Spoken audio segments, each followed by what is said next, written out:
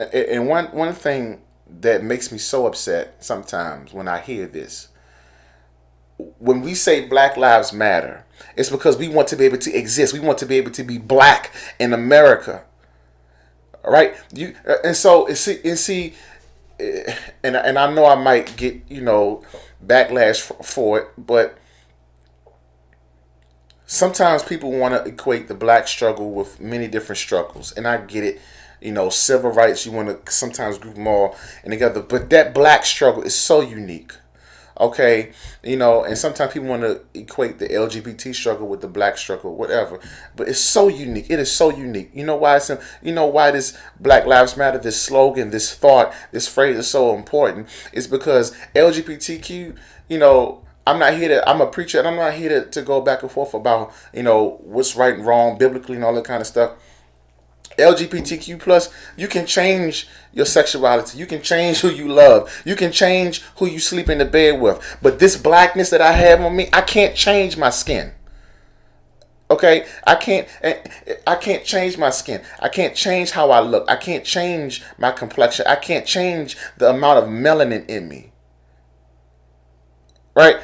Somebody can look at you, and sometimes they can't tell. These days, you can't tell if a person is a man or a woman. You can't tell if a person is gay. But and that's one struggle in and of itself. But that black struggle, the struggle of being treated, badly because the color of your skin, that's a struggle, man. Listen, whether you're gay, straight, whatever, at the end of the day, if you are a person of color with any of those things attached to it, they're not going to see your sexuality. They're not going to see your religion. They're not going to see your denomination. They're not going to see what you do for a living. They're going to first automatically see your blackness and treat you as such.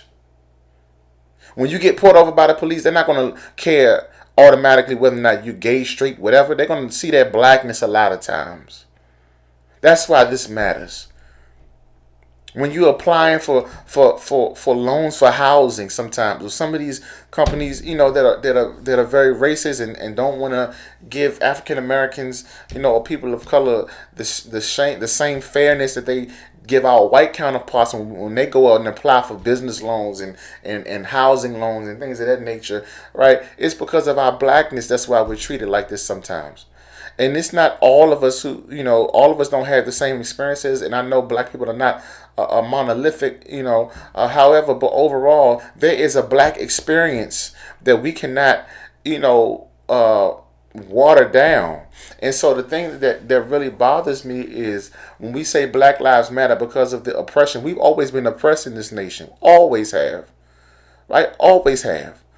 Even if that oppression is not direct oppression, but it's secondhand oppression and secondhand trauma. That stuff is real. Okay? What's happening? This is Donte, Carroll, host of Turn Up the Volume podcast. Listen, do me a favor. If you like this video, do yourself a favor and hit the subscribe button. Also, tap the bell and turn on all of your notifications to see this and more interviews and more shows from my podcast right here on my YouTube page. So y'all hit that like button, tag, share, and subscribe. Y'all be good.